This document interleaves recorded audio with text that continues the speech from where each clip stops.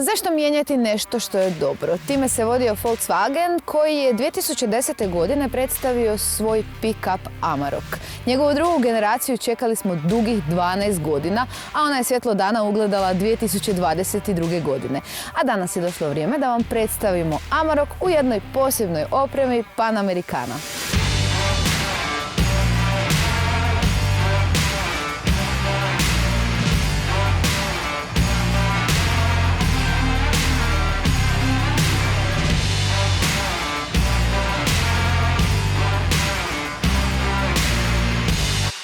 Riječ Amarok dolazi iz inuitske mitologije, a u prijevodu na romanske jezike znači onaj koji voli kamenje. Valjda nam je zato došao i u ovoj jako cool svjetlo bež boji. Idemo odmah na ono najvažnije, što pokreće ovakav stroj. U našem slučaju 3.0 V6 dizelski motor sa ukupno 240 konjića. U Hrvatskoj su još dostupna dva slabija, također dizelska modela, a valja istaknuti da sve tri verzije dolaze sa pogonom na sva 4 kotača. Aha, nismo još gotovi. Zaboravila sam vam reći koje su se promjene dogodile u odnosu na prvu generaciju. Amarok je dobio nova LED svjetla, ali i novi ovaj branik, odnosno masku koja izgleda kao slovo X. Amarok je dugačak 5,35 metara, što znači da je duži od nekih kombija, primjerice Volkswagenovog Multivana.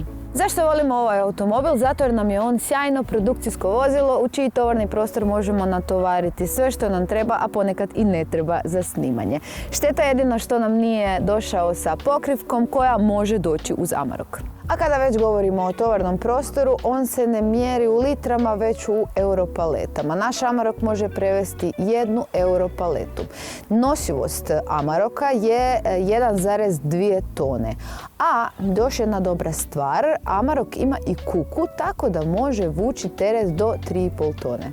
Od nekih praktičnih detalja Amarok ima naravno i radnu plohu, ovo ovdje na kojoj ja sjedim, a ovdje na rubu ima i metar. Rekli su mi da ovdje straga ima šteker za struju, pa idemo mi to provjeriti i usput se malo isfrizirati. Ima li američki? Ništa od frizure. Amarok ima duplu kabinu, što znači da se i ovdje straga mogu voziti putnici, a Volkswagen tvrdi da bez problema tu stanu 3 osobe. Ako vas ovdje straga ipak vozi samo dvoje, možete spustiti ovaj središnji naslon gdje se nalaze 2 držača za čaše.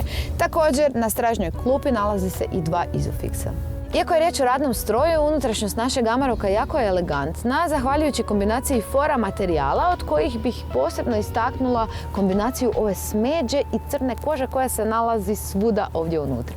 Vozačev displej nudi pregršt informacija, između ostalog možete čak vidjeti i koja je temperatura ulja u mjenjaču. Glavni ekran postavljen je okomito i ono što je meni jako fora kod njega, odnosno kod njegove navigacije, da ona pokazuje čak nadmorsku visinu na kojoj se nalazite. Dvije malo nezgodne stvari u Amaroku. Ako želite isključiti funkcije start stop ili auto hold, to morate napraviti tako da stisnete na ovaj prečac i onda morate tipnuti ovako na ekran da bi se to sve isključilo. To nije baš najsretnije rješenje, pogotovo u vožnji kad morate tipkati po ekranu. I druga stvar koja me malo živcira je zapravo njegov mjenjač, jer često kada stavljam u rikverc pogodim parking i onda mi se auto neće pokrenuti.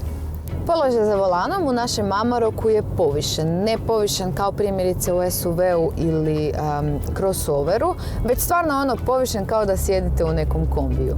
Kakav je naš Amarok u vožnji? S obzirom da je riječ o većem automobilu koji još pritom ima dizelski motor, njemu treba malo da se zalaufa, a to se najbolje vidi recimo na autocesti kada imamo veće brzine. Velik auto znači i nešto veću potrošnju, a naš Amarok troši u prosjeku negdje između 11 i 12 litara. No, ja se moram pohvaliti, ja sam ga uspjela skinuti na 10 litara. Zahvaljujući brojnim sustavima sigurnosti, ovaj automobil neće biti problem niti kada je riječ o gradskoj vožnji. Primjerice, kod parkiranja će vam uvelike pomoći senzori i parkirna kamera. A pošto je ovo off-roader, sad ga idemo malo izaprljati. Postoje dva načina kako se voziti na ovakvim šumskim i pomalo off-road cestama. Prvo, možete elektronički promijeniti načine vožnje. Ovdje na ekranu se to može napraviti. A ako želite stvarno pravi off-road, onda to možete i ručno mijenjati ovdje na ovim tipkicama koje se nalaze kraj mene. A kad već spominjem to ručno namještanje, onda treba spomenuti i da Amarok ima visoki i niski stupanj prijenosa te opciju zaključavanja diferencijala.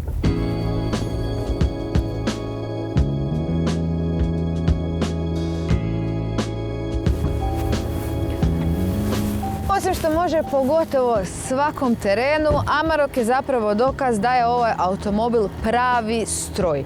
A to najbolje pokazuje ovo ovdje što se nalazi ispod haube.